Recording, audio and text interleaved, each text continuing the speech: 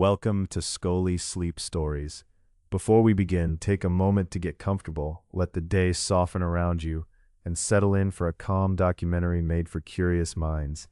If these stories help you rest, learn, or simply enjoy a quieter part of the day, please consider liking this episode and subscribing to the channel. Now, when you are ready, let us begin. Chapter 1, Arriving at the Medieval Village. Let us begin at a distance, where the land opens wide beneath a pale, quiet sky. Ahead, beyond the soft rise of a grassy track, there is a medieval farming village. Not every village in the Middle Ages looked the same. Some were gathered closely together, with cottages clustered near a church and a green. Others were more scattered, with farmsteads set apart among fields, woods, and streams. The village we are approaching is one possible village, much like those found in parts of medieval England or northwestern Europe between the 12th and 14th centuries.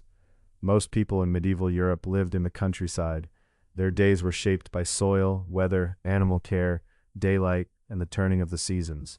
Even those who did not plow or sow depended on grain, wool, milk, wood, and the steady produce of rural work. A farm was not only a place of labor, it was also a home, a storehouse, a workshop, and a small part of a larger community. The path beneath our feet is unpaved. In summer it may be dry and pale with dust. In wet weather it may soften into mud, holding the marks of cartwheels, hooves, and wooden clogs. Along the lane grow grasses, nettles, and low hedges. Here and there a ditch carries away rainwater. Birds move among the branches. The air holds the mild scent of earth, leaves, and distant hearth smoke. As we come nearer, the village begins to take shape. There are low cottages with thatched roofs, their coverings made from straw or reeds laid thickly to shed the rain.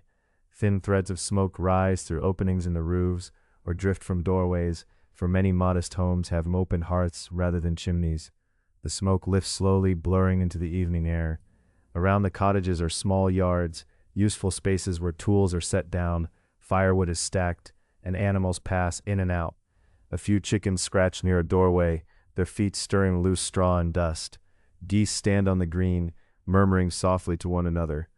Farther along, cattle move at an unhurried pace toward pasture, guided by someone who knows the road by long habit. Their bells, if they wear them, make only a faint sound, small and rounded in the open air. Near many houses are gardens, enclosed with wattle fences made from woven branches. These gardens are close to the household because they need careful tending. They may hold onions, leeks, cabbages, beans, herbs, and other useful plants. Beyond them stand barns for storing grain and hay, and byres, which are shelters for cattle. Some buildings are made of timber frames, filled with wattle and daub, a mixture of woven sticks and packed clay or mud. In places where stone is plentiful, walls may be built of stone instead. Medieval farm life varied with local materials, local customs, and the means of each household. At the center, or sometimes at one edge, rises the parish church. A parish is the local church community and the district it serves. The church is a place of worship and also a familiar landmark. Its bell can be heard across fields and meadows, marking moments in the day and calling people together for services, feasts, and holy days. The sound carries gently over the village roofs, over the gardens, and out across the long fields beyond. Those fields stretch in broad bands outside the settlement. In many villages, arable land, the land used for growing crops, was arranged in great open fields, divided into narrow strips. Elsewhere, fields might be enclosed, scattered, or organized in different ways. From here we can see long ribbons of earth and stubble, with footpaths threading between them. Some fields are dark from recent plowing, others are green with young crops, or pale with cut stalks after harvest. Beyond the fields lie meadows, where grass is cut and dried into hay for animals in winter. Farther still, there may be common pasture. Common land does not mean that no one owns it. Rather, it is land where local people have customary rights, such as grazing animals, gathering certain resources, or using a track. These rights are shaped by long practice and local rule. The people of the village know where animals may be taken, when stubble may be grazed, and which paths should remain open. The village is also part of a manor. A manor is an estate with land, tenants, and rights held by a lord. The lord might live nearby or elsewhere. The manor may include cottages, fields held by tenants, and land kept for the Lord's own use. That land is called the demesne. It might be worked by hired labor, by servants, or by tenants who owe labor as part of their obligations. These arrangements differ from place to place and from one century to another. Some peasants are free tenants, others are unfree tenants, often called villeins or serfs, whose duties and freedoms are limited by custom and law. Some have larger holdings, and some only a cottage, a garden, and a little work for wages. Yet all of them live close to the practical knowledge of land, animals, tools, and seasons. If there is a stream nearby, there may be a mill. Its wheel turns slowly in the running water, steady and patient. Grain from the fields can be brought there to be ground into flour between heavy stones. The mill is part of the village's working rhythm, like the church bell, the cattle track, the hay meadow, and the smoke from the roofs. Around the edge of the cultivated land, woodland stands in a darker line. The woods may provide firewood, poles for fences, nuts, berries, leaf litter, and grazing at certain times, depending on local rights. Not far from the woods may be rougher ground called waste. This does not mean useless land, but land not regularly plowed, scrub, heath, marsh, or rough pasture, each with its own value. The village is quiet but not empty. It is full of small, steady movements. A door opens. A wooden bucket is set down. A cart creaks along a lane. Someone crosses the green with a bundle of sticks. Rooks call from high above the fields. The church bell fades, leaving behind the low sounds of animals and the soft movement of air through hedges. Now the lane narrows. We pass the gardens, the stacked wood, the low barns, and the chickens near the threshold. One modest farmhouse stands ahead, its thatch darkening in the evening light. From within comes the faint warmth of a hearth, the household fire that cooks, warms, and gathers people close. Behind us, the village settles gently into dusk, and smoke rises from the thatched roofs into the still air. Chapter 2: The Farmhouse and Hearth. Inside the village, beyond the lane and the small yard, the farmhouse waits with its low doorway and quiet shadows. In many parts of medieval England and northwestern Europe, a peasant house was a modest building, shaped by local materials, family needs, and the weather of the place. Some homes were small, with one main room where much of life happened together. Others were larger, with separate spaces for storage, work, or animals. A more prosperous household might have a room divided from the main hall, while a poorer one might keep everything close, simple, and practical. The walls might be held by a timber frame, the wooden bones of the house set upright and crosswise. Between the timbers there could be panels of wattle and daub. Wattle and daub means woven sticks covered with a mixture such as clay, mud, straw, and other binding materials, smoothed by hand and left to dry into a firm wall. In places where stone was easy to find, cottages might be built partly or entirely of stone. Elsewhere, clay, timber, and thatch were more common, each material gathered, shaped, repaired, and known by touch. Above, the roof is thickly thatched. A thatched roof is made from bundles of straw, reed, or similar plant stems, layered carefully so rain runs down and away. From inside, the underside of the roof seems deep and dark, with rafters crossing overhead. Near them may hang bunches of herbs, tied with string and drying slowly in the warmth that rises from below. Sage, mint, or thyme might rest there, giving off a faint scent when the air moves. The floor beneath the feet is often packed earth, firm from long use. In some homes, rushes or straw are scattered over it. Rushes are long grasses or reeds, sometimes laid on floors to make the surface cleaner, drier, or softer underfoot. They rustle quietly when someone crosses the room. From time to time they are swept out and replaced, like many household tasks done in a steady round. The room is not crowded with furniture. Most things have a purpose. A bench stands near the wall. A low stool waits by the fire. A trestle table made from boards set on supports can be set up for eating or work, then moved aside when space is needed. Shelves hold wooden bowls, pottery jugs, a knife, perhaps a small store of salt.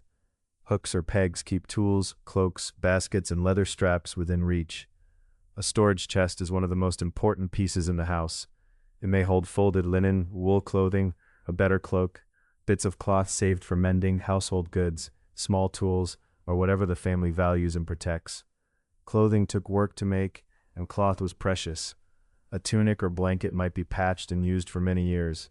Inside the chest, linen may be folded flat, wool may be tucked carefully away, and small items may be wrapped or bundled so they do not vanish into the ordinary business of the room. Along one side there may be a sleeping area, perhaps a platform, perhaps straw mattresses with wool blankets. The arrangement varies from house to house. In some colder regions or in poorer households, animals might be kept close by, sometimes under the same roof or in an attached space. Their nearness could add warmth and made it easier to tend them. In other homes, they stayed in a byre or shed nearby. Medieval farmhouses were practical places, arranged around work, warmth, storage, and the care of the household. At the center of it all is the hearth. A hearth is the place where the household fire burns. It may be a simple open space on the floor, edged with stones or hardened clay. Over it, an iron pot may hang from a hook or chain, or rest near the embers. The hearth gives heat in cold weather. It cooks pottage, warms water, bakes small cakes on a griddle, and keeps yesterday's embers alive for tomorrow. It gives light as evening gathers, though not the bright light of later lamps. Firelight moves softly over the timber walls, touching the bowls, the table, the folded cloth, and the faces of those sitting near. Not every medieval farmhouse had a chimney. Chimneys became more common over time, especially in wealthier houses, but many modest homes used an open hearth. Smoke might find its way upward through a hole in the roof, out the door, or slowly through the thatch. The air inside could be hazy, especially when the fire was new or the weather pressed low. But households learned the habits of their own fires, which fuel burned cleanly, how to place a pot, when to open the door, and how to bank embers under ash so they lasted. The fuel depended on the region. Wood might crackle quietly where woodland was available. In other places, dried peat could be burned. Peat is partly decayed plant matter cut from wet ground and dried for fuel. Brushwood, twigs, or other gathered materials might also feed the fire. Whatever the fuel, it was gathered, stored, guarded from damp, and used with care. Near the hearth, many kinds of work could be done. A woman might stir a pot while listening to the small sounds of the house. A man might mend a handle or sharpen a knife. A child might sit close enough to feel the warmth while watching older hands twist thread or patch cloth. In the dimmer hours, the household draws inward. The fire becomes a clock of its own, brightening when fed, softening when left to settle. The farmhouse is not a place of luxury, but it is full of knowledge. Every peg, pot, basket, and board belongs to a pattern of use. The table knows meals and mending. The chest keeps the household's stored things safe. The rafters hold herbs and smoke-darkened memories of many fires. The floor carries the marks of feet crossing from door to hearth, from hearth to chest, from chest to table, and back again. As the evening deepens, the work slows. The iron pot hangs quietly above the red glow. A little warmth lingers in the walls. Rushes lie still underfoot. Outside, the village lane grows dim, and the thatched roofs settle into shadow. Through the night, the fire burns low. Ash gathers gently over the coals, keeping their heat hidden and alive. And beneath the iron pot, in the quiet heart of the farmhouse, the embers glow. Chapter 3. Morning on the Farm. Before the sun has risen fully, the farmhouse begins to stir. At first there is only a pale gray line of light beneath the door, a thin brightness where the outside world is returning. The room is still dim. The timbers of the walls are dark and quiet. The thatch above holds the coolness of the night. Near the hearth, the ashes are soft and white, with a few hidden embers still holding their warmth. Someone kneels by the fire and gently rakes the ash aside. A small red glow appears, then another. A twist of dry straw, a shaving of wood, or a little kindling is laid carefully over the coals. A breath is given, slow and steady. The ember brightens. Soon a small flame takes, and the hearth begins its morning work again. The hearth gives warmth, light, and a place to cook. In many homes, one of the first tasks of the day is to bring it back to life. A pot may be set near the heat, or water may be warmed.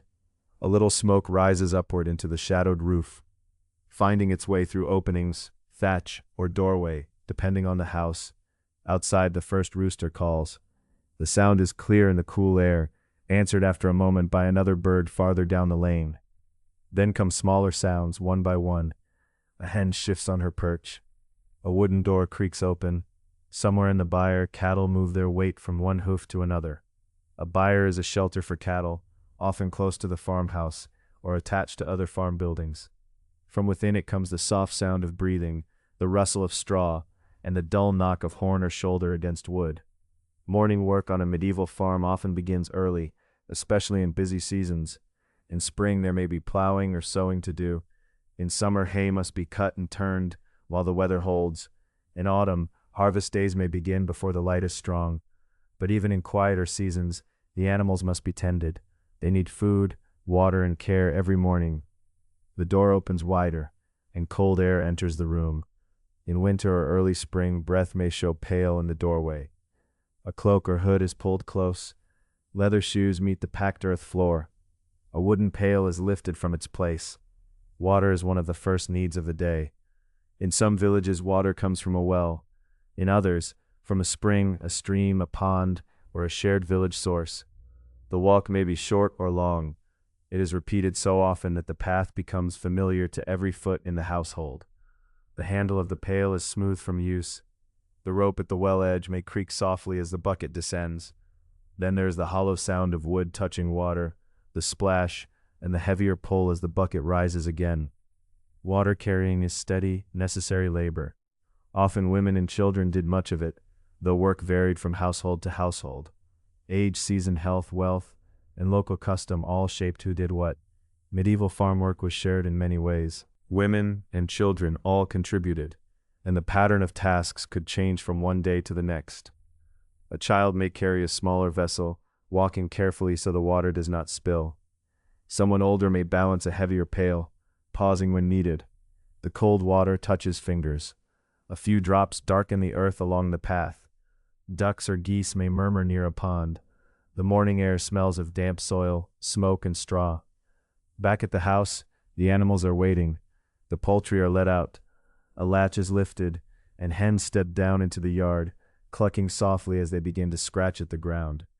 Geese stretch their necks and move together with slow importance, perhaps toward the green or a damp patch near the lane.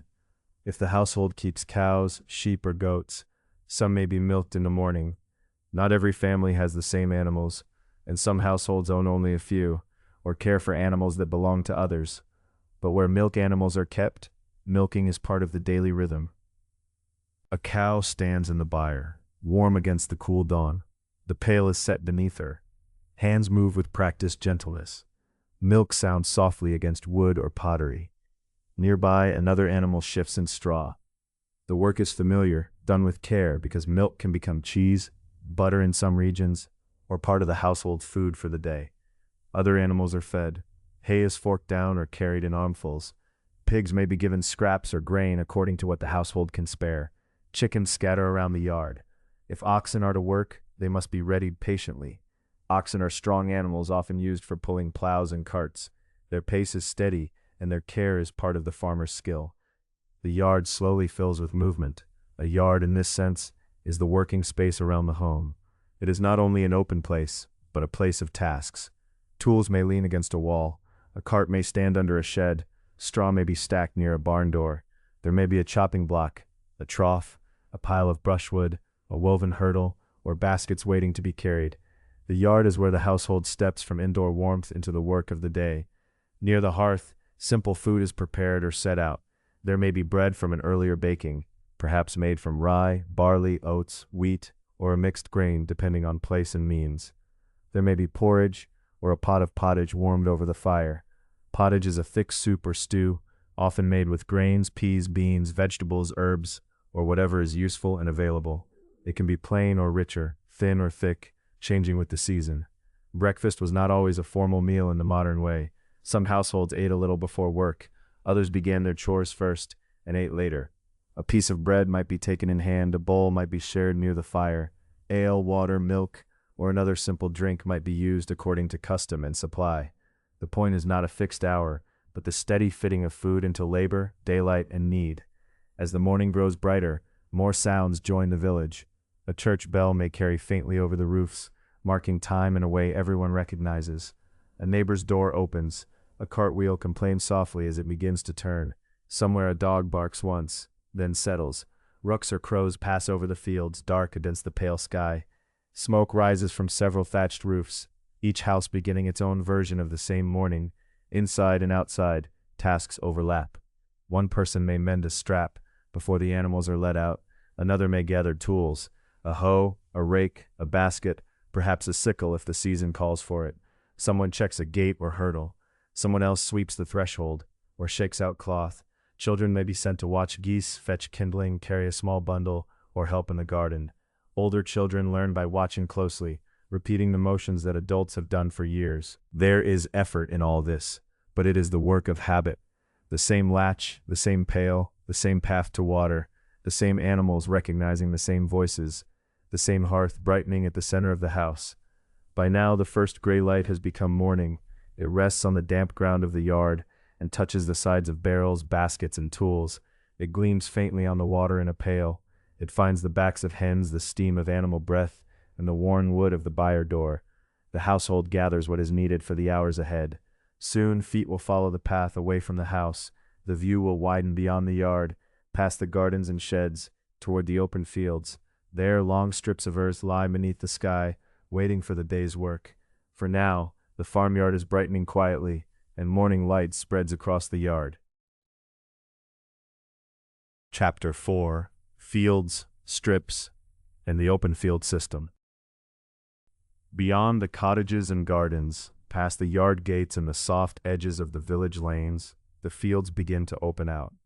In many medieval English villages, especially in the lowlands, farmland was not divided into neat fenced squares as it often is today.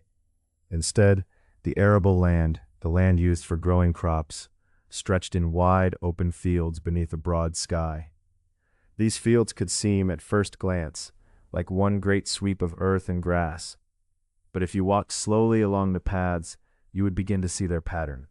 The land was divided into long, narrow strips, lying side by side, like ribbons of soil. A strip was simply a slender piece of farmland, often much longer than it was wide. One household might hold several of these strips, not always together, but scattered in different parts of the village fields. This scattering may sound unusual to modern ears, but it had its own quiet sense. Different patches of land might have slightly different soil, drainage, or shelter from the wind. By holding strips in more than one place, a family's work and harvest were spread across the village landscape. One strip might lie on heavier ground that held moisture after rain. Another might rest on lighter soil that warmed earlier in spring. The pattern was shaped by custom, inheritance, and long use. Between many strips there were no fences. Instead, the boundaries might be marked by the shape of the ground itself. A raised line here, a shallow groove there, a grassy edge, a narrow path. A balk was an unplowed strip of grass, often left between pieces of land or along a track. It might be only a modest green line, but it helped mark a way through the fields. Feet could follow it in the morning dew. Birds could settle there. Small flowers might grow where the plow did not pass. As you walk farther out, the ground rises and falls in gentle waves. These are the ridges and furrows. Ridge and furrow means the raised and lowered lines made by repeated plowing over many years. The ridge is the higher part where soil has been turned up. The furrow is the lower groove beside it, where water may gather in a thin silver thread after rain. In the early light, dew rests in the furrows, and the long lines of the field seem to lead the eye outward, toward the horizon. These patterns were often made by heavy plows, especially on clay soils that needed deep turning. A plow drawn by oxen or horses cut into the earth and turned the soil to one side. Over time, as the same strips were plowed again and again, the soil built into long ridges. The result was not perfectly even, but softly ordered, like waves held still in the land. At the ends of the strips lay the headland. The headland was the area where the plow team turned around before beginning the next pass. If you imagine oxen moving steadily forward, the wooden plow behind them, the plowmen guiding with practiced hands, you can picture the slow turn at the end of each strip. The team pauses, shifts, and begins again. Over seasons and generations, these movements shaped the earth itself. This kind of farming is often called the open field system. An open field system was an arrangement in which villagers held strips in large, mostly unfenced fields and followed shared rules about how the land was used. It did not mean that all land belonged to everyone in the same way. Families had their own holdings and rights. But because the strips lay together in broad open fields, many decisions had to be made by custom and cooperation. The village needed to agree, often by long-standing practice, when the plowing would begin. It mattered when seed was sown, when animals could graze the stubble after harvest, and which parts of the land would be left uncropped for a time. No single household could simply use its strip entirely alone, because the movement of animals, carts, plow teams, and neighbors all depended on shared rhythm. In some villages, the land followed a two-field system. One large field might be planted with crops while another lay fallow. Fallow means land that is rested from crops for a season, so the soil can recover. Rested, however, did not mean unused. Animals might graze on fallow land, cropping the grass and leaving manure behind. Manure, the dung of animals, was valuable because it helped feed the soil. In this way, even the resting field remained part of the year's work. In other villages, a three-field system was common. One field might hold a winter crop, such as wheat or rye, sown in autumn and growing slowly through the cold months. Another might hold a spring crop such as barley, oats, peas, or beans, sown when the weather softened. A third field would lie fallow. The next year the uses would change, turning in a steady rotation. Crop rotation means changing what is grown on a piece of land from year to year, helping the soil keep its strength. Not every medieval village followed the same pattern. Some places used two fields, some three, and others had local arrangements shaped by hills, marshes, woodland, climate, or older custom. In some regions, farms were more scattered. In others, fields were enclosed earlier or arranged differently. Medieval farming was never one single design spread everywhere alike. It was a set of practical answers to local land, local weather, and local memory. Still, in many open-field villages, the sense of shared timing was strong. When the season came for plowing, teams moved across the ground in slow lines. When sowing began, seed was carried in baskets or cloths and cast by hand. When crops ripened, the fields changed color gradually, from green to pale gold, from soft growth to heavy heads of grain. Wheat, rye, barley, oats, peas, and beans each had their place in the year, each suited to different soils, seasons, and needs. The fields were not silent. They held small, ordinary sounds. Larks rose over the plowed ground, singing high in the open air. The wind passed lightly across the ridges. After rain, the turned soil darkened, rich and cool beneath the feet. Along the grassy paths, villagers walked with tools over their shoulders or baskets at their sides, moving from one strip to another with familiar steps. The open field was both a working place and a map of community. Its long strips showed who held what land. Its furrows showed where plows had passed. Its paths showed where feet had gone for many years. Its fallow ground reminded everyone that soil, like animals and households, needed tending, patience, and time. And as the day moves gently onward, the eye follows the ridges farther and farther out. The village lies behind with its thatched roofs and rising smoke. Ahead, the open sky rests over the land. The furrows fade into the distance, soft lines of earth beneath a wide and quiet sky.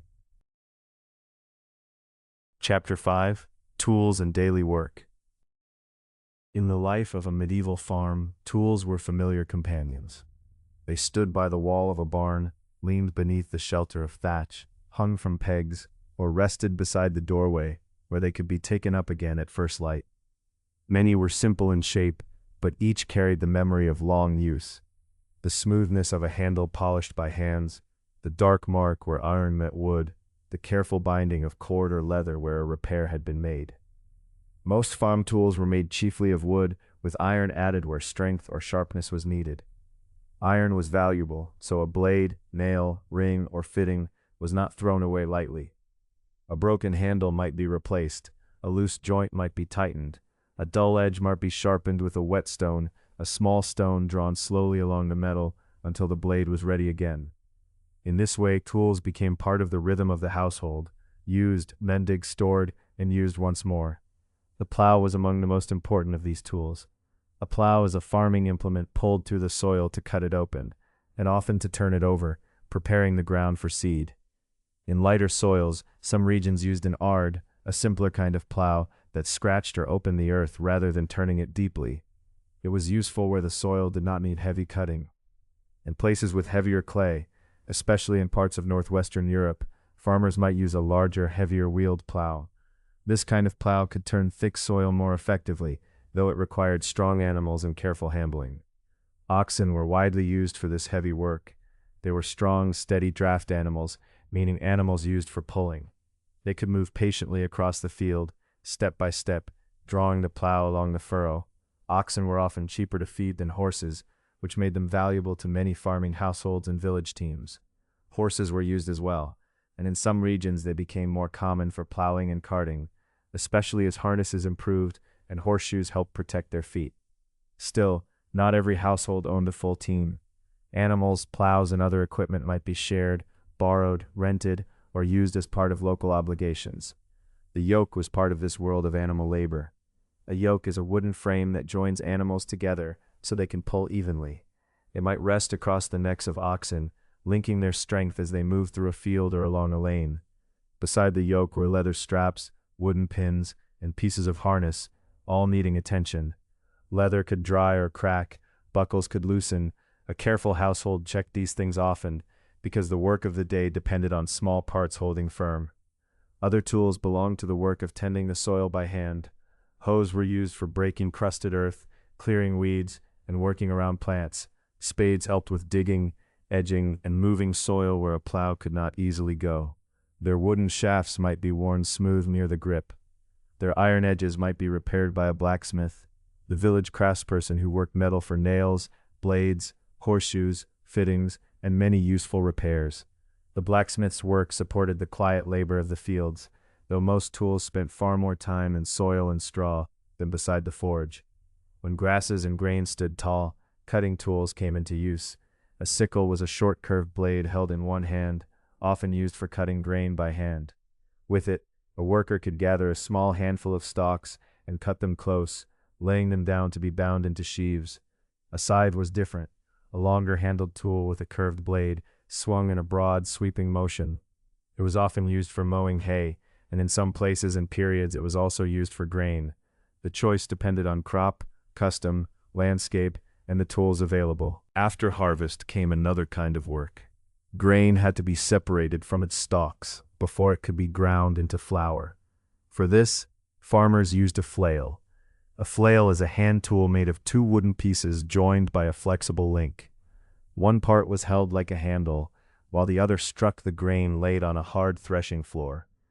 The movement was repeated again and again, steady and practiced, until the kernels loosened from the straw. Later the grain could be winnowed, letting moving air carry away the lighter husks. Carrying and gathering required tools as well. Baskets woven from willow or hazel held weeds, eggs, apples, kindling, or garden produce. Rakes drew hay into rows or gathered straw. Carts moved heavier loads, firewood, manure, sheaves, sacks of grain, or stones for repair. Wooden wheels turned over lanes that might be dusty in summer and damp in wet weather. A cartwheel needed grease. A basket might need patching. A rake might need a new tooth shaped from a small piece of wood. Much of medieval daily work was not only doing, but keeping ready. Blades were sharpened, handles were replaced, harness was mended, wheels were checked, tools were counted and put under cover before rain.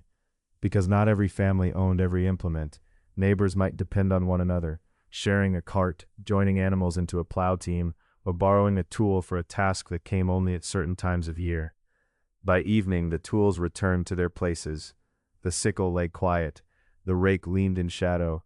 The yoke rested near the wall, waiting for the oxen that would wear it again. In the dim barn, among the scents of straw, wood, leather, and earth, the day's work settled into stillness. And nearby in byre, stall, pasture, and fold, the animals of the farm breathed softly, ready to be part of the next day's rhythm. Chapter 6. Animals of the Farm. In many medieval villages, the sounds of animals were woven into the day as naturally as birdsong or the turning of a mill wheel. Near the cottages and barns, there might be the low breath of cattle, the soft shifting of sheep, the cluck of hens in straw, and the murmur of geese near a pond or green. Animals were not only companions in the yard, they were part of the household economy, the careful way a family used its labor, land, tools, food, and goods to keep life moving from season to season. Not every household owned many animals. Some families had only a few hens, or a pig, or perhaps a cow. Others, more prosperous, might keep several cattle, sheep, or a horse.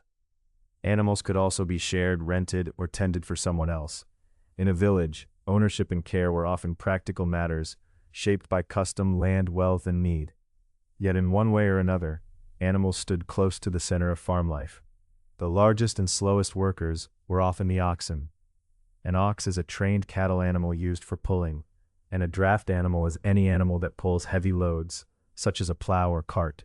Oxen were strong, patient, and steady. In many parts of medieval Europe, they were commonly used for plowing fields and hauling carts, especially where the soil was heavy and needed deep cutting. A team of oxen might move slowly across a field, their hooves pressing into damp earth, their breath visible in cool morning air. The plow creaked behind them. Leather harness and wooden yoke shifted with each step. A yoke was a wooden frame that linked animals together, so they could pull as one. Oxen did not move quickly, but speed was not always the most important thing. Strength, endurance, and calm mattered greatly. They could be fed more cheaply than horses in many places, and their steady pace suited the long, repeating lines of ridge and furrow. Horses also had their place on medieval farms. In some regions and periods, they were used for riding, carting, and even plowing, especially as harnesses improved and horseshoes became more common. A horse might pull a lighter cart along a lane, carrying grain, firewood, or bundles of hay. It might carry a rider between village and market, or from one part of an estate to another. Horses were often more expensive to keep than oxen. They needed careful feeding and maintenance. For that reason, not every farming household had one, but where they were used, they brought usefulness and movement to the rhythm of rural work. Cows were valued in quieter, everyday ways. A cow might provide milk, and from milk a household could make cheese, butter in some regions, or other dairy foods. Calves added to the future of the herd. Cows also gave manure, and manure was one of the most important resources on a medieval farm. It helped fields keep their strength after crops had drawn nourishment from the earth. In a world without modern chemical fertilizers, this was precious. Straw from bedding, mixed with dung from barns and yards, could be carried to fields and spread where it was needed. Sometimes cattle could also help with pulling, depending on the animal and local practice. Their value was not in one single use, but in the many small ways they supported the farm. A cow in a byre, breathing softly in the dimness, represented milk for the household, fertility for the fields, and continuity for the seasons ahead. Sheep, too, were deeply important. In medieval England especially, wool became one of the great products of the countryside. Wool could be spun into thread and woven into cloth, and cloth was needed by everyone. Some wool traveled far beyond the village, moving through markets and towns. But even close to home, a fleece was useful.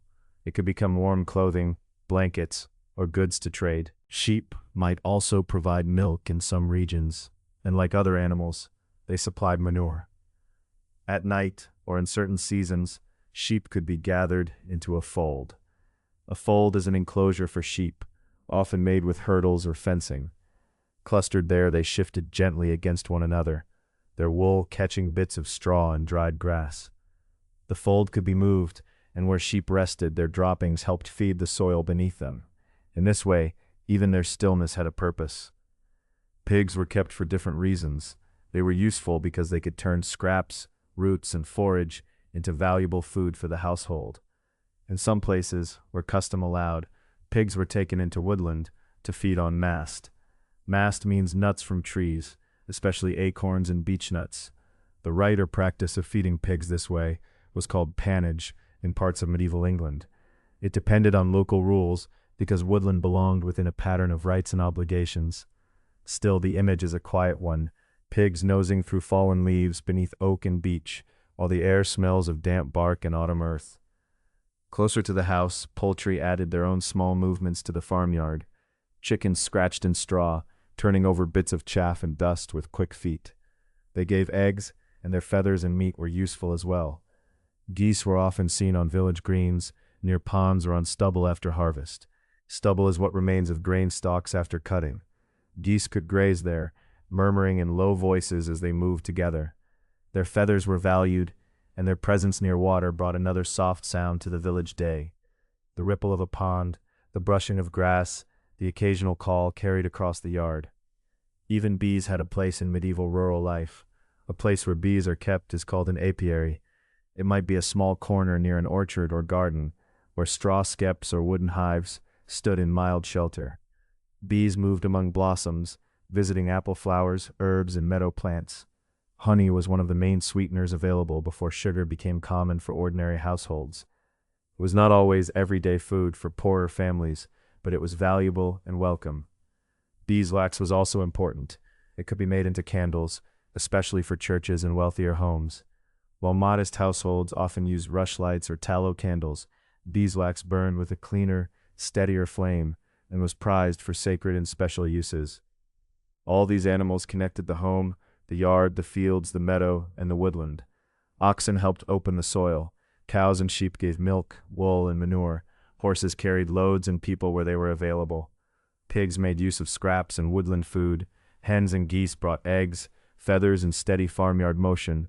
Bees gathered sweetness from flowers and wax for light. Animals had to be fed, watered, watched, milked, gathered, or led out to pasture. Gates were opened and closed. Straw was shaken down, pails were rinsed. In summer, animals moved through warm grass and drowsy shade. In winter, they stood closer to barns and byres, breathing warmth into the enclosed air. By dusk, the farm settled into a slower pattern. The yard grew dim. Hens found their roosts. Cattle shifted in straw. Sheep clustered quietly in the fold. Somewhere near the garden, bees had returned to their hives, and the last light rested on the thatch and fence rails. The warm barn smell deepened in the evening air, and all around the farm, animals breathed softly in straw. Chapter 7. The Kitchen Garden and Orchard.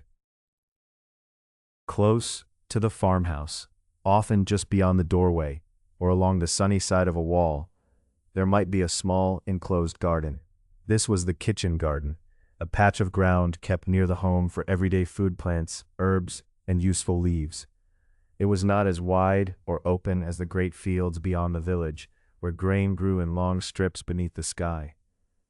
The kitchen garden was smaller, more sheltered, and more closely tended, a place of narrow paths, damp soil, and plants known by touch and scent.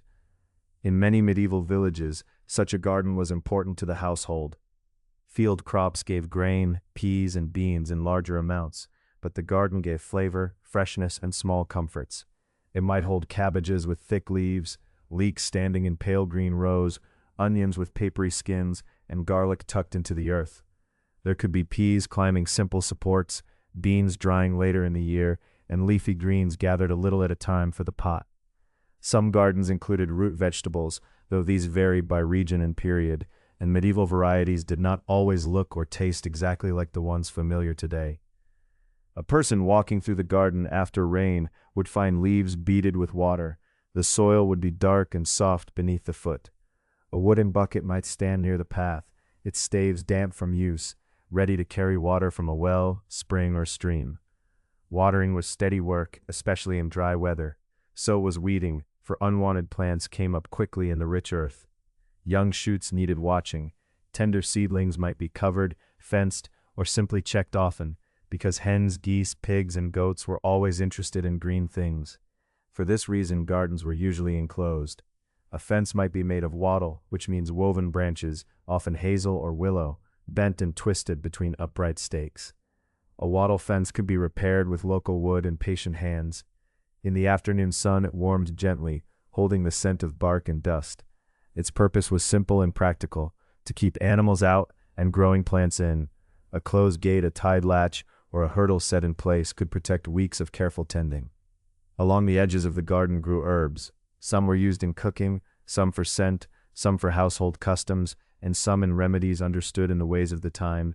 It is best to speak of these medicinal uses carefully, for medieval knowledge was practical and traditional, not the same as modern medicine. Still, herbs mattered. Parsley might be cut for flavor. Sage leaves, soft and gray-green, could be dried near the rafters. Thyme grew low and fragrant. Mint spread eagerly where it was allowed, releasing its cool scent when brushed by a sleeve. Fennel lifted feathery leaves. Rue and hyssop might appear in some gardens. Rosemary, which prefers warmth, could grow in protected or milder places. Herbs also served the house in quiet ways. They could be strewn, meaning scattered, for scent or custom. They could be tied in bunches and hung in the shade to dry. Some plants were useful for dyeing cloth, giving color to wool or linen. Others were saved for seasoning pottage, the thick soup or stew that simmered near the hearth. In a time before many spices were easily available to ordinary rural households, the garden's leaves and seeds gave depth to simple food. Not every plant known today belonged in such a garden. Potatoes, tomatoes, maize, chili peppers, and pumpkins had not yet come to medieval Europe. They arrived only after the Columbian Exchange, the movement of plants, animals, and foods between the Americas and the rest of the world after 1492. A medieval garden in England or northwestern Europe would have had its own familiar plants instead, shaped by local climate, custom, and seed saved from year to year. Seed saving was part of the garden's rhythm. A household might let some plants flower and set seed, then gather the dry heads carefully. Seeds could be kept in small bags, boxes, or folded scraps of cloth, stored away from damp until planting time returned. In this way, the garden remembered itself from one season to the next. What grew in spring might begin in the patient hands of autumn. Beyond the garden, where there was room and suitable soil, there might be an orchard. Not every household had one, but fruit trees were valued wherever they grew. Apples were common in many places, with pears, plums, cherries, and sometimes nut trees nearby. In spring, bees moved softly among the blossoms, carrying pollen from flower to flower. In summer, the fruit swelled slowly under leaves. In autumn, apples and pears could be gathered into baskets, some for eating, some for cooking, some to store on straw in a cool place. In certain regions, apples were pressed into cider and pears into perry. Perry is a drink made from pears, much as cider is made from apples.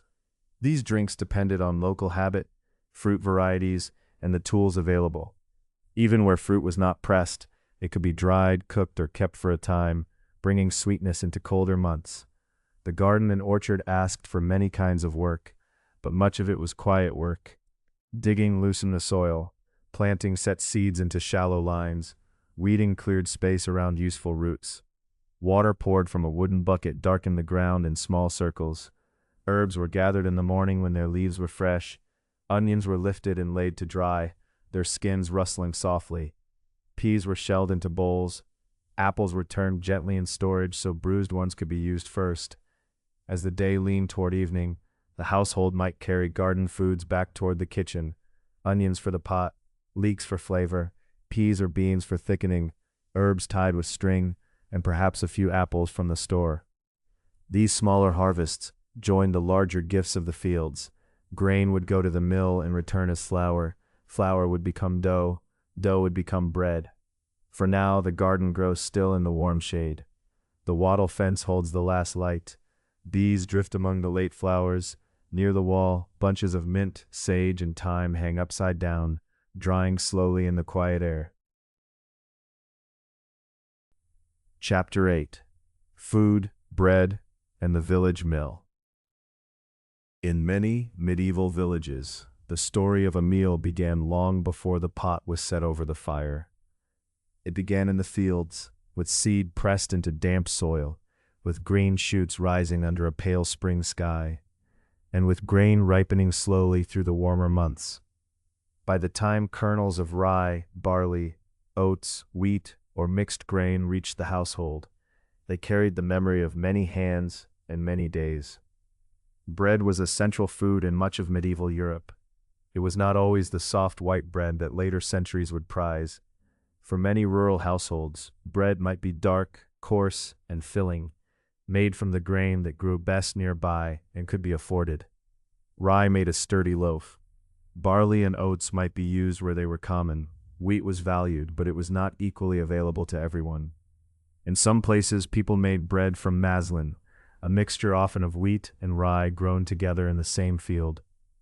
Maslin could be practical, because if one crop did less well, the other might still yield something. Once the grain had been harvested and dried, it still needed preparation. Grain might be stored in sacks, bins, chests, or barns depending on the household and the village. Before it became flour, it had to be ground. A small amount could be ground at home with a quern, a hand mill made of two stones, one turned against the other. But in many manors, local custom required tenants to take grain to the Lord's mill and pay a fee for its use. The mill was often one of the familiar places of the village landscape. Where a stream ran with enough force, a water mill might stand beside it, its wheel turning steadily in the current. In some parts of Europe, from the 12th century onward, windmills also appeared, their sails moving with the air. Each kind of mill used power from nature to turn heavy stones. These millstones were large grinding stones that crushed grain into flour. A person bringing grain to the mill might arrive along a damp track with a sack over a shoulder, or on a small cart if the load was larger. Inside, the air held a soft dusting of flour. Grain was poured into a wooden hopper, a funnel-shaped box that guided it down toward the stones. The millstones turned with a low, patient rumble. Not hurried, not sharp, just a steady turning, like the stream outside, like the wheel, like the work of the year itself. From the mill came flour, and from flour came dough. In some homes, bread was baked at the household hearth, or in a small oven if one was available. In other villages, people used a communal oven, an oven shared by several households. Sometimes such ovens were controlled by a state custom, just as mills could be. Baking days varied. Bread was not always fresh every morning, but when dough was ready and heat was gathered, the work had its own quiet order. And sometimes with a little leaven saved from earlier baking. Dough was pressed, folded, and turned. It rested beneath cloth, swelling slowly if leavened. Then it was shaped into loaves. The smell of baking bread, whether at home or at an oven shared by neighbors, would have been one of the deep comforts of rural life. Warm grain, toasted crust, and hearth smoke mingling in the air. Bread was important, but it was not the whole of medieval food. Everyday meals varied by region, wealth, season, and custom. One common dish was pottage, a thick soup or stew. It might be made with grains, peas, beans, onions, leeks, cabbages, greens, and herbs from the garden. A pot could simmer gently over the hearth, changing with what was available. In spring, there might be fresh greens. In summer, herbs and garden vegetables. In autumn, peas, beans, and stored onions. In winter, dried or preserved foods might be added carefully. Steam rose from pottage in soft clouds. A wooden spoon stirred it slowly. It was a practical dish, and also a forgiving one, able to hold small amounts of many foods and make them warming and useful. Other foods might appear when the season allowed. Eggs from hens, cheese from milk, butter in some regions, fruit from orchard trees, and nuts or berries gathered where rites and landscape permitted. Salt was important, both for flavor and for preserving food. Preserved fish or meat might be eaten on occasion, depending on household means, local markets, religious fasting days, and access to rivers, coasts, or trade. Honey was one of the main sweeteners of the time, golden and fragrant, though not necessarily an everyday food for poorer households. In England, ale was a common drink. It was often brewed domestically, frequently by women, as part of household work. Ale could be weak or stronger, fresh or more carefully kept, and it had a malty scent that belonged to kitchens, yards, and village gatherings. People also drank water, from wells, springs, or streams where these were available. It is too simple to say that medieval people drank ale only because water was unsafe. The truth was more varied. Ale was nourishing, familiar, and widely made, while water remained part of daily life too. So the meal at the hearth gathered many parts of the farm together. Bread held the field's grain, pottage held the garden's herbs and vegetables, cheese and eggs came from animals tended in yard and pasture. Ale carried the work of brewing and malt. Salt, honey, nuts, fruit, and preserved foods spoke of trade, woodland, orchard, and storehouse. As evening settled, a loaf might cool near the hearth, its crust darkened and firm, its warmth slowly fading into the room. Beside it, a pot of pottage steamed gently, and the smell of malt and wood smoke lingered in the rafters. In that quiet domestic scene, the whole farming year seemed to rest for a moment. Spring sowing, summer growth, autumn harvest, and winter keeping, all gathered into bread cooling near the fire. Chapter 9. Seasons of Work. On a medieval farm, the year moved in a wide, gentle circle. It did not begin and end in quite the same way for every village. Weather, soil, custom, and region all mattered.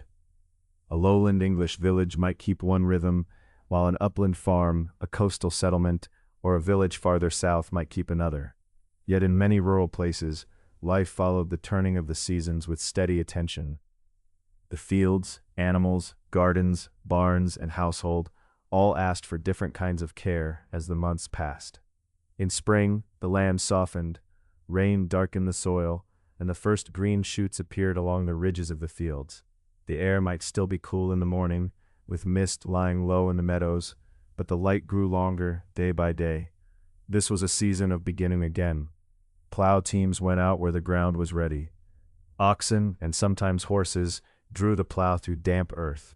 The blade opened the soil, turning or breaking it so seed could be received. In many villages, spring crops might include oats, barley, peas, and beans. These were important foods for people and animals alike. Oats could feed horses as well as households. Barley might be used for bread or ale. Peas and beans added strength to pottage and helped the soil in their own quiet way. The work was careful and repetitive. One strip after another was prepared. Seed was scattered by hand with a practiced sweep of the arm. The sower walked steadily, step by step, trusting memory, custom, and the feel of the land. Spring was also a time for young animals. Lambs appeared in the grass, small and unsteady at first, while ewes were watched closely. Calves, kids, chicks, and goslings might also need tending, depending on what a household kept. Animals were part of the farm's wealth, and their care belonged to the daily rhythm of the season. Around the village, fences and ditches were repaired. A ditch helped drain water or mark a boundary. A fence or hedge helped keep animals where they should be. Winter weather could loosen posts, bend woven hurdles, or fill channels with silt and leaves, so hands returned to the work, clearing, patching, weaving, and setting things right. In the garden near the house, planting began again. Leeks, onions, peas, beans, cabbages, herbs, and greens might be tended in small enclosed plots. The soil was turned with a spade or hoe. Weeds were pulled before they grew strong. A sleeve brushing sage or mint might release a clean, green scent into the morning air. And so spring moved forward, with wet soil underfoot, birds calling over fields, and the village bending toward growth. Then came summer, warmer and fuller. The days lengthened, and work spread across the bright hours. Bees moved among blossoms and garden herbs. Dust rose softly from lanes. In the meadows, grass grew tall enough for one of the most important tasks of the year, haymaking. Haymaking means cutting grass and drying it so animals can eat it later, especially in winter. It was a careful task because hay had to be dry enough to store. If it stayed too wet, it could spoil. So villagers watched the weather closely. When the time seemed right, meadow grass was mown, often with scythes. A scythe is a long-handled cutting tool used in a sweeping motion. The cut grass lay in soft rows, smelling sweet in the sun. Then it was turned. Rakes lifted and spread it so air could pass through. After more drying, the hay was gathered and stacked, sometimes in barns, sometimes in ricks or heaps, depending on local practice. This stored summer warmth in a practical form, ready for cattle, sheep, and other animals when frost returned. Summer also brought weeding in the fields. Crops needed space, and weeds could take light and nourishment from them. In the garden, watering, gathering, and tending continued. Herbs were cut, leaves were picked, beans climbed or leaned, cabbage leaves widened in the heat. In late spring or summer, in many places, sheep might be washed and shorn. Shearing means cutting off the fleece, the thick woolly coat, so the wool could be cleaned, spun, and woven later. Wool was especially important in medieval England, both for household cloth and for wider trade. The work required skill and calm hands. Depending on the region and the crop, an early harvest might begin before summer was fully gone. Barley or other crops could ripen sooner than wheat. The village watched the color of the grain, the firmness of the heads, and the weather over the fields. Summer's work, could be demanding, especially when dry days had to be used well. Yet its images were broad and golden, meadows newly cut, hay drying in the sun, bees and clover, and long evenings settling slowly over the lanes. Autumn arrived with cooler air, mist gathered in hollows at morning. Apples ripened in orchards where they were grown. Leaves began to turn along hedges and woodland edges. In the fields, grain stood ready, wheat, rye, barley, and oats, each with its own color and use. The main harvest was one of the great shared labors of the farming year. Grain might be reaped with sickles, short curved blades used by hand or with scythes in some places and periods. Cut stalks were gathered into bundles called sheaves. One bundle is a sheaf, many bundles are sheaves. These were tied and stood in the field to dry, then carted to barns.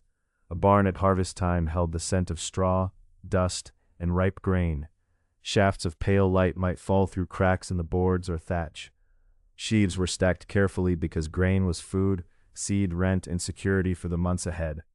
After the main cutting, gleaning might be allowed depending on local custom. Gleaning means gathering leftover ears of grain from the field after harvest. It was often important for poorer villagers, though the rules varied from place to place. Like many parts of village life, it depended on custom, obligation, and permission. Autumn was also a season of preparing for what came next. Fields might be plowed again, and winter grain such as wheat or rye could be sown before the coldest weather. Apples were gathered, nuts were collected where they were available. Fuel was brought in according to local rights and resources, sticks, brushwood, peat, or other materials. In some places, pigs were sent into woodland to feed on mast, the acorns and beech nuts that fell from trees, if the household had the right to do so. The year was turning from gold toward brown and gray, but the work still carried a sense of order. What had grown was gathered. What would grow next was sown. The fields gave way to barns, baskets, lofts, and stores. Then winter came softly over the village. The days shortened. Frost might silver the thatch in the morning, or cold rain might darken the lane. Snow came in some winters and some places, though many winter days were simply damp, quiet, and cold. Much work moved indoors or under shelter. Grain stored in the barn still needed attention. Threshing separated the edible grain from the stalks. This was often done with a flail, a hand tool with two wooden parts joined so one could swing against the grain. The sound was steady and rhythmic on the threshing floor. After threshing came winnowing. Winnowing means using moving air to separate the heavier grain from the lighter husks. Those dry husks are called chaff. On a suitable day, grain could be tossed or poured so the breeze carried the chaff aside and the grain fell back. It was patient work, part of turning harvest into food. Winter was also a time for mending. Tools were repaired, handles replaced, blades sharpened, baskets were patched, harness was checked, roofs, fences, and gates were seen to when weather allowed. Clothing and cloth needed care as well. Wool or flax might be spun into thread. Wool blankets, linen garments, cloaks, and hose were valuable, so they were mended and used for as long as they could serve. Animals were fed from the hay made in summer. Stored food and fuel were managed carefully. The hearth became even more central, with embers glowing low and warmth gathered close around it. And through all of this, the year kept turning. Spring's wet soil became summer's hay. Summer's hay helped feed winter's animals. Autumn's grain became winter's bread and pottage. Winter's mending prepared tools for spring. Now the fields rest in the mind as the year turns gently from green to gold to frost. Chapter 10: Community, Customs, and Shared Labor. In a medieval farming village, life was shaped not only by each household's own fields, animals, and hearth, but also by the wider pattern of neighbors, customs, and shared work. A person might step from a cottage doorway in the morning and find others already moving along the same lane, one carrying a rake, another leading a cow, another with a basket balanced against the hip. The lane might be damp from overnight mist, edged with grass, hedges, or shallow ditches. A church bell might sound across the roofs, steady and familiar, marking time in a world where daylight, weather, and seasons guided much of the day. In many villages, cooperation was practical. Some farm tasks were simply too large for one household alone. Plowing, for example, often required a team of animals and several people working together. Oxen were strong, patient animals, but not every household owned enough of them for a full team. Neighbors might combine animals, tools, and labor, moving slowly across the strips of open field while the plow cut the soil. One person guided the team, another held the plow, and others might help at the headland, the turning place at the end of the field. This kind of sharing did not mean that everyone had the same amount of land or the same standing. Medieval peasants were not all alike. Some were free tenants, meaning they held land from a lord with fewer legal restrictions. A tenant was someone who held land from a landholder, often in return for rent, labor, or other duties. Others were villeins, sometimes called serfs. A villein was an unfree peasant tenant, tied by law or custom to a lord's estate, with obligations that could include labor services. There were also cottagers, who might have only a small cottage and garden, perhaps a few animals, and little or no arable land of their own. Some households were more prosperous, with more livestock or larger holdings. Others lived more modestly and depended on wages, small plots, and seasonal work. These differences mattered. They shaped what people owed, what work they performed, and how much freedom they had to move or make agreements. Yet within the ordinary working life of the village, people still met one another in the fields, at the well, in the churchyard, beside the mill, and along the paths between houses. Custom was important. Customary rights were local rights based on long-standing practice. They might include the right to graze animals on common pasture, gather certain kinds of wood, use a path, or send pigs into woodland at a certain season where such rights existed. Common pasture did not mean that the land belonged equally and freely to everyone. It meant that local people had recognized ways of using it, often under careful rules. The village green, meadow, or common grazing land might be busy in a quiet way. Cows cropped the grass, geese murmured near a pond, sheep shifted together in a fold or followed a herder along the edge of the fields. Children might help watch animals, learning the paths and boundaries that adults knew by memory. The uses of common land were part of the village's shared knowledge, passed from one generation to the next. There were also shared responsibilities. Paths had to be kept passable. Ditches needed clearing so water could drain from lanes and fields. Hedges and fences had to be mended to keep animals where they belonged. In haymaking season, many hands cut, turned, dried, and stacked grass for winter feed. At harvest, the work of reaping, binding, carrying, and storing grain drew together families, neighbors, hired workers, and sometimes those fulfilling obligations owed to the manor. A manor was an estate, with land, tenants, and rights held by a lord. It was not always a castle or a grand house.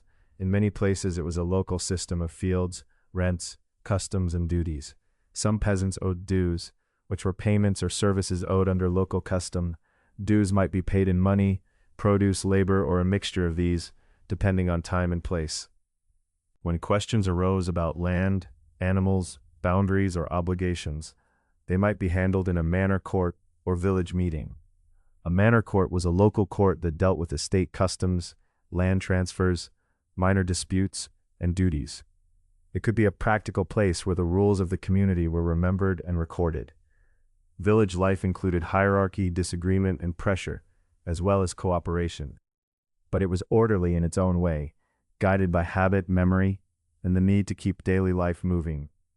The church, too, shaped the rhythm of the village. Its tower or simple roofline might be visible above cottages and barns. Its bell marked Sundays, feast days, and moments of prayer. The parish was the local church community and the district it served. People gathered there for worship, for news, for rites of passage, and for the turning points of the Christian year. Sundays brought a different pattern from ordinary work days.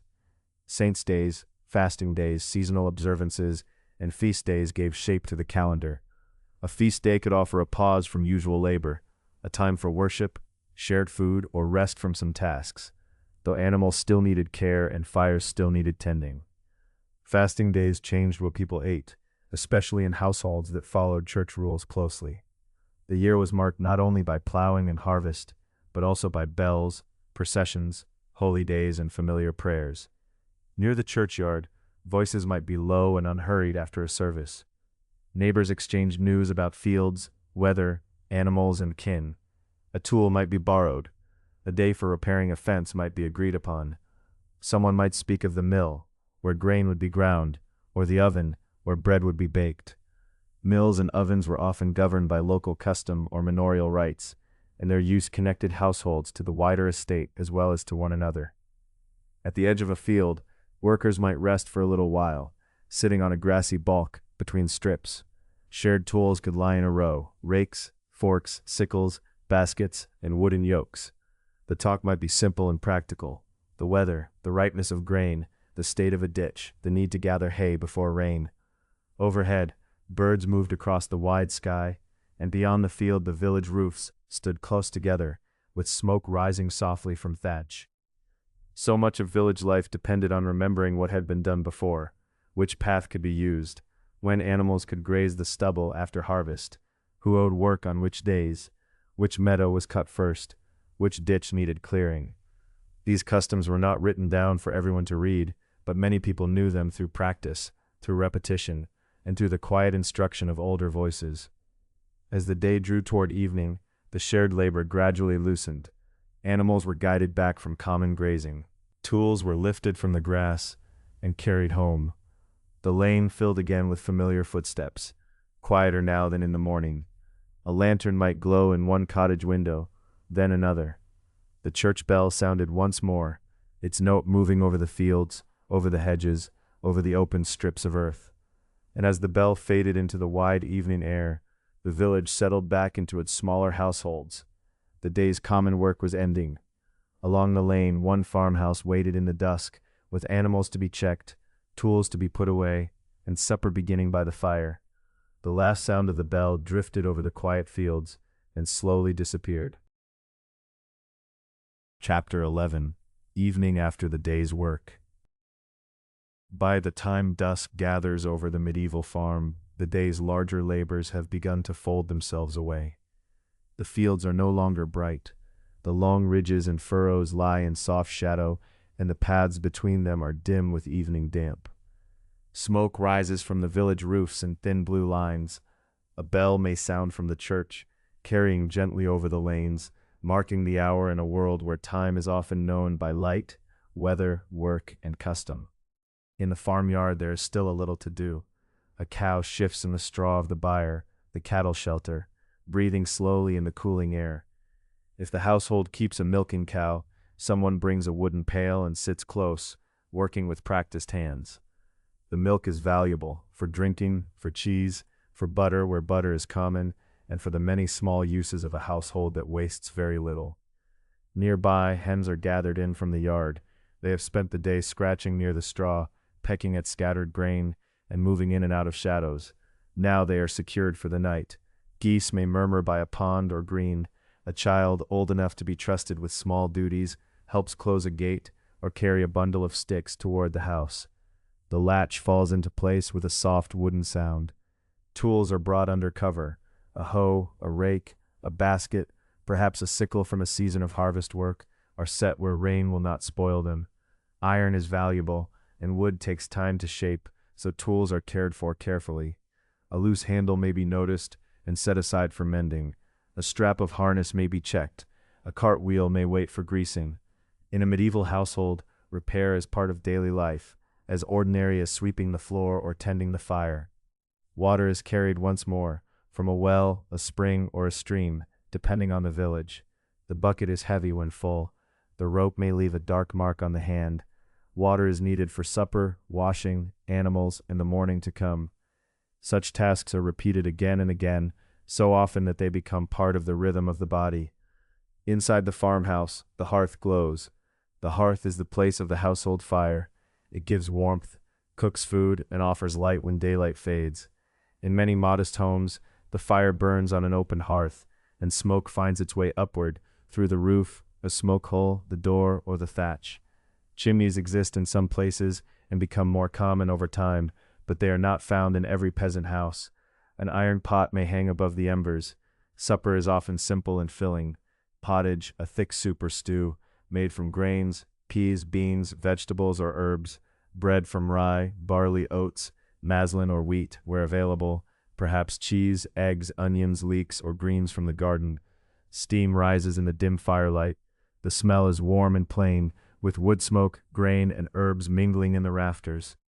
Hands that held plow lines, baskets, pails, or tools now turn to thread, cloth, and mending. Textile work is one of the great household labors of the medieval farm. Wool must be cleaned, prepared, spun into thread, and woven into cloth. Flax, a plant with long fibers, may be processed into linen. Linen is used for underclothes, sheets where households have them, wrappings, and many useful household pieces. Before wool can be spun, it is often carded. Carding means combing the fibers so they lie more evenly and can be twisted into thread. The wool passes between the hands, soft and slightly springy. Then comes the spindle, a small weighted tool that twists fibers into yarn as it turns. The distaff is a stick or frame that holds the loose fibers ready for spinning. A person draws the wool down little by little, and the spindle turns, slowly, patiently, making thread from fleece. In later medieval centuries, spinning wheels spread through parts of Europe, making some spinning faster. But the spindle and distaff remained familiar tools for a long time, simple enough to carry, steady enough to use beside the fire, in a doorway, or while watching animals. A spindle turns, then steadies, then turns again. Someone mends a sleeve, someone patches a cloak. Clothing is valuable, made from wool and linen, and it is used carefully. A tear is not the end of a garment. It is a place for thread, a small repair, a continuation. Children grow quieter as the room darkens. Earlier in the day they may have watched geese, gathered sticks, carried small things, helped in the garden, or learned simple tasks by watching older hands. As they grow, they learn more: how to mind animals, how to weed, how to twist fiber, how to recognize the tools of the household and the signs of the weather. The light after sunset is limited. The hearth gives most of it. A rushlight may be used too. A rushlight is a simple light made from the pith of a rush plant dipped in fat. Tallow candles, made from rendered animal fat called tallow, are another modest source of light. Beeswax candles burn more cleanly and sweetly, but they are more costly, often reserved for churches or wealthier homes. So evening work is done close to the glow. There is quiet talk about the animals, the weather, the state of the stored grain, the next day's work. Not all households are the same. Some are poorer, some more comfortable, some hold land freely, and some owe labor or dues by local custom. Yet in many farmhouses, the evening has this familiar shape: animals settled, tools put away, food shared, thread drawn, cloth mended, fire tended. In pre-industrial Europe, patterns of rest may not always have matched modern habits. Some evidence suggests that certain people sometimes spoke of a first sleep and a second sleep, with a quiet waking time in between, but this was not universal, and it cannot be assumed for every medieval person, place, or century. What is safer to imagine is the household following the fading light, the warmth of the hearth, and the work that must wait until morning. The embers sink lower, a blanket of wool is pulled close, a bowl is set aside, the last small tasks are finished by touch as much as sight. Outside, the gate remains latched. In the byre, the cows settle in straw. In the yard, the night air gathers softly around the walls and thatch. The fire glows red and low, and beside it, in the quiet of the room. Chapter 12: Winter Quiet and Nightfall. By winter, the medieval farm has drawn itself inward. The wide fields, so open beneath summer light, lie quiet beneath a pale sky. In some years there might be snow, softening the lanes and resting on the shoulders of hedges. In other years, winter is more often cold rain, hard frost, and damp air that settles into the folds of wool cloaks. The thatched roofs of the village might be silvered in the morning, each straw edge bright with frost, while smoke rises slowly from the houses and drifts above the cottages in a thin gray veil. The days are shorter now. Work does not stop, but it changes its shape. Less of it belongs to the far edges of the fields, and more of it gathers near barns, sheds, yards, and hearths. There is grain to look after, hay to measure carefully, fuel to keep dry, tools to mend, and cloth to make. Winter is a season of keeping, repairing, and waiting. Inside the barn, the stored harvest stands as a quiet memory of autumn. Sheaves of grain might have been stacked there after the cutting, their dry stalks giving off a faint straw scent. Over the winter, grain is often threshed, which means the kernels are separated from the stalks. A flail, a simple wooden tool with a swinging part, can be lifted and brought down in a steady rhythm on the threshing floor. Later, the grain might be winnowed. Winnowing means using moving air, sometimes a breeze, sometimes the motion of a shallow basket, to carry away the light husks, called chaff, while the heavier grain falls back down. These are patient tasks. They belong to the quieter months, when the fields themselves are resting. The grain, once cleaned, must be guarded from damp and from small hungry creatures. It might be stored in sacks, bins, chests, or other containers, depending on the household and the region. No careful farmer forgets how much depends on what has been saved. Medieval households do not all have the same stores, and winter keeping can be a serious matter. Yet in the calm order of the farm, everything has its place. The grain, the straw, the tools, the bundles of fuel, the dried herbs, the apples and onions in cool corners. Hay, too, is precious. In a loft and upper storage space above part of a barn or byre, hay might be stacked in dry layers, carrying the scent of summer meadows into the cold months.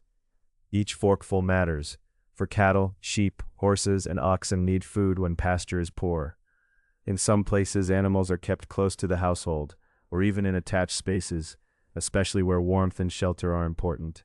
Their slow breathing, the shift of hooves in straw, and the soft rustle of feeding make a gentle sound in the winter dark. Fuel is gathered and saved with equal care. In wooded areas, families might burn logs, branches, or brushwood. Brushwood is smaller wood, useful for kindling and for quick heat. In some damp regions, people cut and dry peat. Peat is partly decayed plant matter from boggy ground, dried so it can burn. Where wood is scarce, some households might use straw, dried turf, or even dried dung as fuel.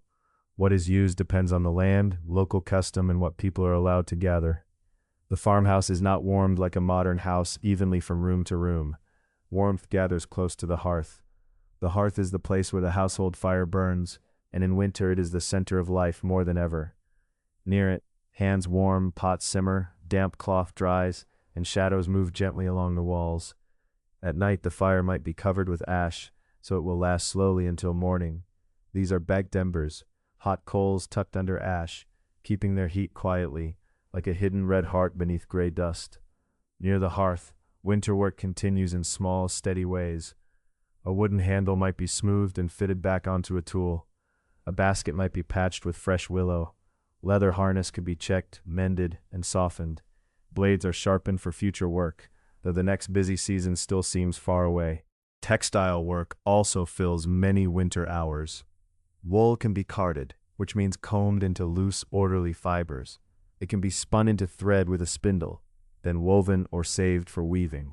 Flax, where grown and prepared, can become linen. Clothing is valuable, and garments are patched, turned, and used for a long time. A wool cloak, a linen underlayer, a hood, a pair of hose, a blanket. Each item carries the memory of many hands. Food in winter is often food carefully kept from earlier seasons. Preserved food means food saved for later by drying, salting, smoking, pickling, fermenting, or storing in a cool place.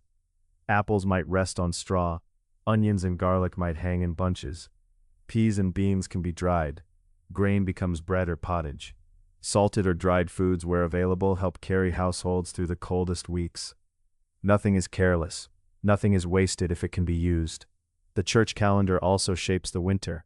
In Christian Europe, Christmas and other holy days bring prayers, customs, and pauses in the ordinary pattern of labor. A bell might sound over frosted fields, its tone moving through the village lanes and fading into the still air. People gather, return, and continue the same careful round of tending, feeding, mending, and keeping. At last, evening settles fully. Outside, the lanes are dark and quiet. Snow, where it lies, softens the ground. Where there is no snow, winter damp muffles footsteps just the same. The roofs of the village rest low against the sky. The mill is still. The fields, with their ridges and furrows hidden in darkness, wait for another turning of the year. Inside, the household draws close to what warmth there is. Bedding might be simple: straw mattresses, wool blankets, linen sheets where a household has them, and sometimes cloaks or clothing laid over for extra warmth. The wool is heavy and familiar. The linen, if present, is cool at first and then warms slowly. Nearby, animals settle in their shelters, breathing softly in straw. The tools rest, the grain rests, the garden sleeps beneath frost or damp earth. The orchard trees stand bare and patient. In the hearth, the embers are covered with ash, glowing low and red in their hidden place. All through the village the old rhythms remain. Morning and evening, sowing and harvest, mending and making, frost, thaw, blossom, hay, grain, and leaf fall. The medieval farm holds these rhythms carefully, season after season, in the work of hands and the memory of the land. And now there is only the quiet winter night, banked embers, wool blankets, still lanes outside, and the farm resting gently until morning.